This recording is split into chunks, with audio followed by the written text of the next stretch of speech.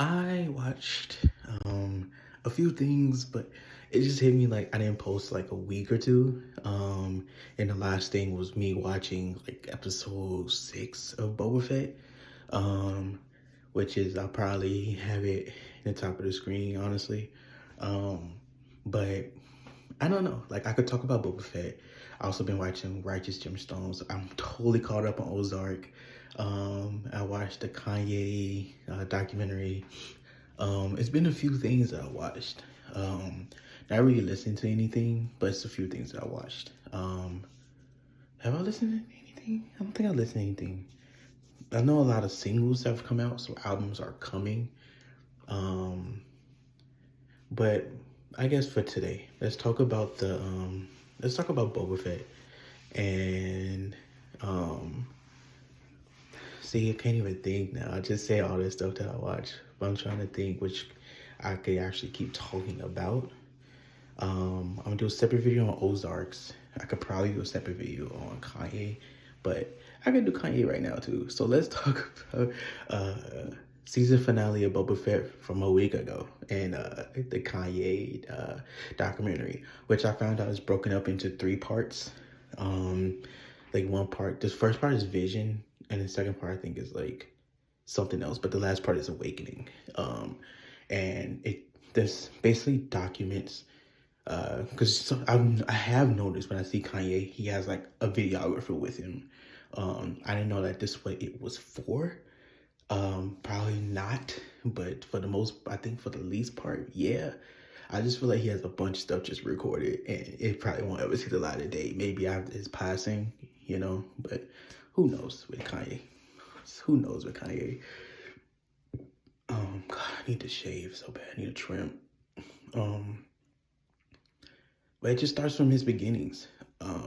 Making beats in Chicago showed all the people around him. It showed that he's been doing this and been making beats since like 98. Since 98 with Mace and Diddy and all them. Like, and I really want to go back and see which one specifically that he did. Because you saw Mace, you saw Harlem World and the thing. It's like, man, it reminds me of those the state property video. That stuff was wild, bro. They probably want to burn them videos, try to get in the cloud and burn it digitally. Cause man, those was wild, bro. Just to see that as a kid, like I should not be watching this, but I'd be damned if I turn this off. Um, but it was cool. See that he's always been like this. And even his mom like fueled it, and then she didn't quell it. She fueled that type of confidence. And that's the thing about Kanye. Like I know he's like in the news right now, trending with right now, but all he's doing is talking. And people make it seem like I seen this one person, I had to unfollow him. It was like he's abusive because of the stuff that he's doing, and he's tormenting Kim and tormenting the kids. And I'm like, what? Like, you can put your own spin on something that you don't know nothing about. All we can do is go off of what Kanye said, because the family, Kim's family, is not going to say anything. Kim is hardly going to say anything. And the kids just aren't that age to say anything like that anyway. But it just tripped me out. It was like, dude, it's so one-sided. Everything that comes out about him is against him. And I think that's what he's also saying on his Instagram. I think he's probably about to chill out a little bit now, but because it's been a while now. But then I saw like now Cuddy like wants sympathy, so now he talk about he's not in the right headspace. You were just fine when you was throwing shots at Kanye, and now it seemed like the mood has shifted toward him, at least with you. Now all of a sudden you retreat back to your my head, depression. Like, dude, that is such a scapegoat nowadays. People with depression and like the anxiety stuff, I don't care what anyone say. Like every time something happens, it's always, oh, I just can't my anxiety. Oh, I just can't, I'm just depressed. Because he attacked Kanye. I don't know what was said any other time before this, like as far as this incident go. He publicly put out a statement about that. And now all of a sudden, because Kanye is not going to stop, he wasn't in the mood to stop. So he said what he said, kept going. And it was like, oh man, I'm so sad. Cuddy, don't Don't sit here and then throw stones in your glass house, dude. Like, but whatever, man. Good documentary. But that's it. It's just show like he moved to New York like 2000, 2001. Everything he raps about basically, like no one took him seriously. Took a while for Rockefeller to take him seriously, and then I guess too many labels show interest in Kanye, and then Rockefeller just snatched him up. You know, because I feel like that's what he wanted to be anyway. He wanted to work with Jay-Z. He wanted to work with Dame, and yeah. But it showed like he's always been like that kid from the South Side of Chicago, and I love that, being a kid from the South Side of Chicago. It's just cool, man. Like watching it as a Chicagoan, like it really does like put that sense of pride. Like he always ride for the city, and like some artists turn their back on him, like as far in this documentary, but they like overwhelmingly it was positive, and that's amazing, because it really felt like it too at the time, first hearing about Kanye, when I think back on it. But yeah, it was good. And it ended with him being signed, and then the next step. So part 2 is gonna be like his jaw broke, probably his album coming out, and then it's gonna probably span all his albums. It might end, I could see them going through with his mother passed. It might end when he met Kim, honestly, because I feel like My Beautiful Dark Twisted Fantasy was kind of like a tipping point, because if it's 3 parts, you know, unless they really like shorten it, but I could see like the last part being so condensed, so we'll see. But yeah, that's it. It's like a movie lift too. It's like an hour and 23 minutes long. So yeah, Kanye Jeen-Yuhs. Netflix. All right. So Boba Fett. They didn't get this man. They gave this man his own show, but didn't give him his own show. It's called Boba Fett in name only. It might as well could have been called the Fennec Shan Show. For sure could have been called the Luke and Baby Yoda Show.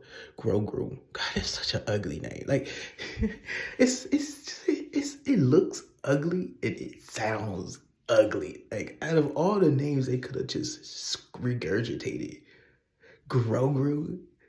It just sounds ugly. Like, for like most of the like an entire season, and then we got the name like maybe middle of the second season, Baby Yoda, and y'all always said it's Grogu, and then people getting their feelings. He has a name. He's not real. Grogu. Jeez, that just sounds gross coming out my mouth. Grogu. But yeah, like for sure could have been called the Mando Show. It's just, he has some moments of badassery. Just nothing overshadowed what Mando was doing. Just did not. And the Wookiee, I think I miscalled him in my last video, but it's a Wookiee. He was badass, and the most rememberable, the thing that I remember most from Book of Boba Fett season finale is the black dude he pops off the Wookiee's arm, does a spin move with the pistol, and then shoots the dude and everything. This comes after he was speeding up in his little speedster and like had his gun pulled out. Person shot in front of his car. He flips over it, and then the girls come out with a badass move. That's the thing I remember most about that thing. Like, he was riding the Ramcore. They flew around. But that's the most thing I remember. That's what I remember most from that episode. But it was good. 7 episodes. They gotta get in and get out. It definitely was a setup for Ahsoka.